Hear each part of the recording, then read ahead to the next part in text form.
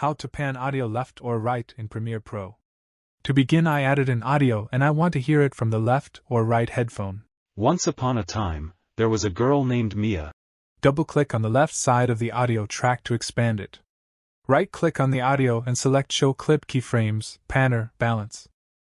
Now drag this line to the top to pan audio to the left. Who had a love for all Or drag the line to the bottom to pan audio to the right headphone. things creative. She had a unique. You also can use the pen tool to add keyframes on this line to slowly change the audio pan. With the pen tool, click and drag to the top to create a keyframe, then add a point a little forward. Click and drag to the bottom to create another point, and add another point after that. Click and drag the point to the center. So now the audio starts from the left headphone, then we can hear it from the right side, and then we hear it from both sides.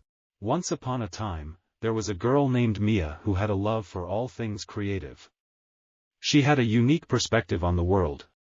Anyway guys, thanks for watching and I hope you found this useful.